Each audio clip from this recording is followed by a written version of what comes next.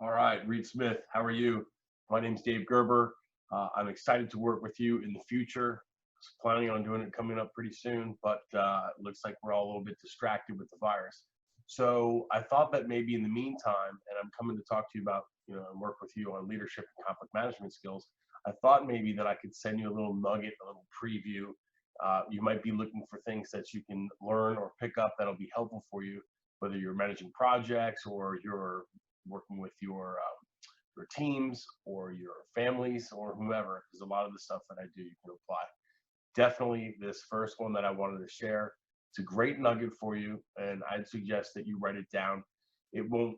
It's not extensive, but or you could just pause it and rewind it. But it's kind of cool to see them all next to one another. So there's a really good tool, and Christopher Moore said that all conflict can fit into one of five categories. I'm going to share those with you. I'm going to break them down. One, data. The next one, interests and expectations. Then we have relationships. Then we have structural, and then we have values. All right. So what Christopher Moore says, if you look at any conflict, and I think of the analogy of the tiger that has to take two steps back before they go forward. Um, Sort of a full contact analogy and ironic with conflict, but you know what I mean. You got to slow down. You got to take that. What's that shock jock delay, that pause that we take before we move forward. So if you think of this as like, and many of you might remember those transparencies that were put on an overhead machine that would then project stuff up on the wall. So I want you to think about using this as a filter that you're going to put over top any conflict that happens in your life, whether it's personal or professional, right? So this is the data, interests, and expectations, relationships, structural, and values. So let's talk about what they are so you can use them in the sense that in any conflict situation, the goal is to identify the primary source of conflict, the primary. It's going to be secondary.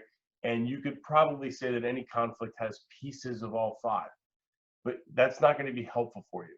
Where it becomes a helpful tool is where you can say, the conflict is this. And let me give you an example. We have data conflicts, information. Do we all have it? Do we share it? Is it accurate? Do we agree on its accuracy? So conflicts that are related to data. Then we have interests and expectations. I expect you to be done by 5. You expect it to be done by 4. Conflict.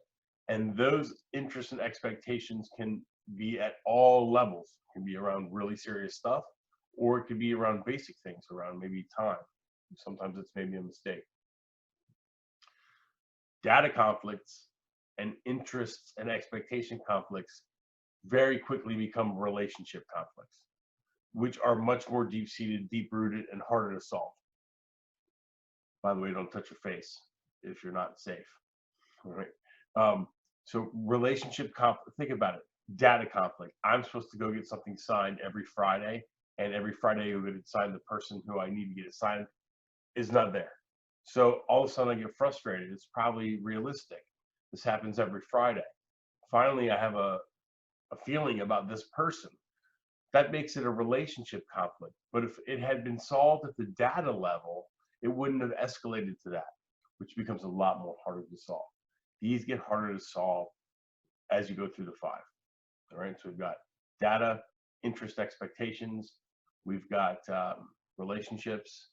We've got structural, but I want to talk about that in a second. You'll see why. And we've got values. Now, can you ask anybody to change their values? You can ask, but the likelihood is they're going to say no, or they're just going to say no in a different way, or they're going to move on. Values are like what's important to you at the core. They usually don't change. And you're going to see people's core values coming out more and more right now. Usually, the way you see people's core values demonstrated is through the behavior. So if you're using this as a conflict tool to solve a conflict, you probably can't bring up their values, but you can bring up the behaviors that are in front of or behind the values. Okay. Now, I'm just giving you a quick overview here. We're not doing any exercises, but just to fill in, Before values, we had structural. And here's why I kept it. Structural values, whether on teams or in homes or in organizations, are really about the processes, the pipelines, the infrastructure, the way things get done. And generally, they're created by people other than you and I. They're usually created by the people high up in the glass office, with the windows and overlooking everything nice. So what happens is, and we all are subject to conflict, so let's not believe they don't have theirs, and everyone in the C-suite can use this tool as well. But structural conflicts are difficult because if I didn't make the rule and you didn't make the rule, why are we having a conflict with one another about this? For example, like health insurance. Maybe the organization like Reed Smith has 3,000 plus employees all around the world, and they have determined the health insurance is going to happen this way. Well, if you have people over here that are arguing about health insurance,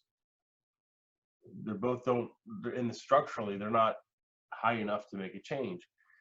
And so that's where people get frustrated.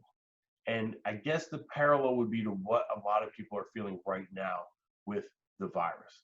And that is the fact that infrastructure, which is telling people you have to stay in a certain place, you have to wear a mask, you have to do this, all those things are out of our control. So structural conflicts become very frustrating for people, and because they feel like, hey, what can I really do about this? And that's where also anxiety sets in for people, is because it's fear of the unknown in the future. And then all of a sudden it's like, but I can't do anything about it anyway. Sort of this leaf in the wind. And I talk about how we have to get really good and get much better at dealing with ambiguity, because there's a lot of unknowns right now. But as far as the conflict tool, the way to use these conflict sources, data, interest expectations, relationships, structural, and values, the way to use that is to step back and look at what conflicts am I dealing with in my life, on my teams, in my organization, and how do they fit into a primary or secondary category. And by identifying that, we can then strategize around the real problem and get to a real long-lasting solution. We don't need red herrings.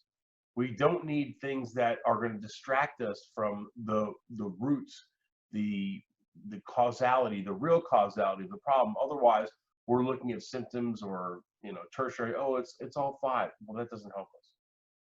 Try and bring it back down to one or two.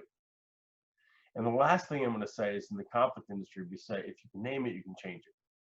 So what that means is, maybe depending on where you sit, and depends on how you and your perspective and how you see it. And if that's the case, maybe this tool is just something that's used for you to help bring about communication, so you can identify what you and others involved in the conflict situation think is really the root source. One person says data, one person says it's relationships, one person says structural. Well, maybe if you step back and talk about it, you could all come to some agreement. And in the process of doing so, you build a relationship and you get closer to finding an answer. So I'm Dave Gerber. I'm excited to work with Reed Smith in the future. Hopefully we can do more of these videos. I'll talk to you soon.